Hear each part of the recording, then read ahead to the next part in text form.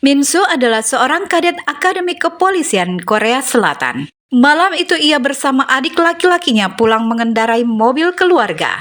So-ah menjemput adik di sebuah tempat di mana banyak anak muda berkumpul. So-ah takut adiknya berbuat hal-hal yang buruk. Akhirnya ia menjemput paksa adiknya itu.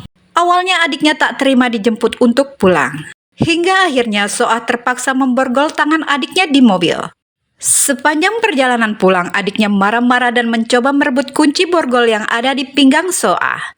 Karena tidak fokus menyetir mobilnya, akhirnya So-ah mengalami kecelakaan hebat. Dalam kecelakaan itu, So-ah mengalami luka parah hingga kedua matanya menjadi buta. Sedangkan adiknya tewas dalam kecelakaan itu.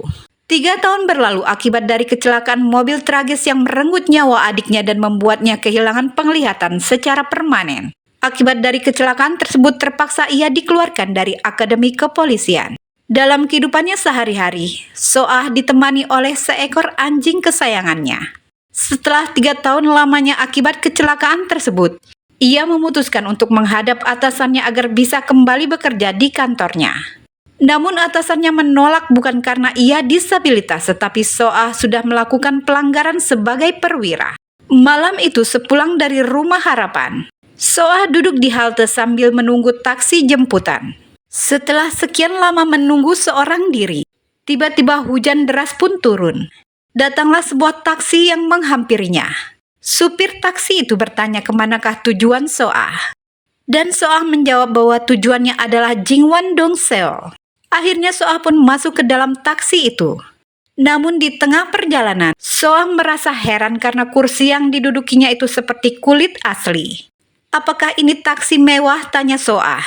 Karena ia merasa tidak punya cukup uang untuk membayar ongkosnya. Supir itu pun menjawab kalau ia akan mengenakan tarif biasa saja.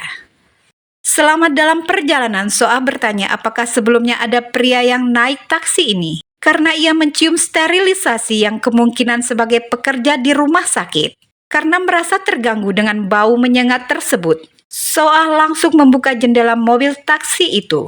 Supir taksi itu mengatakan kalau di luar hujan dan melarangnya untuk membuka jendela.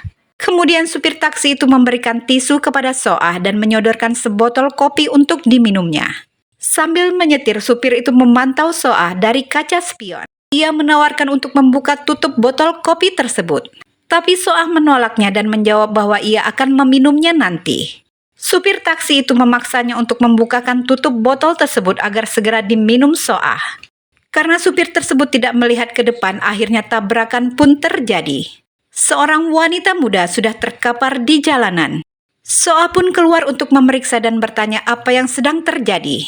Kembali So-ah pun bertanya apa yang kau tabrak tadi.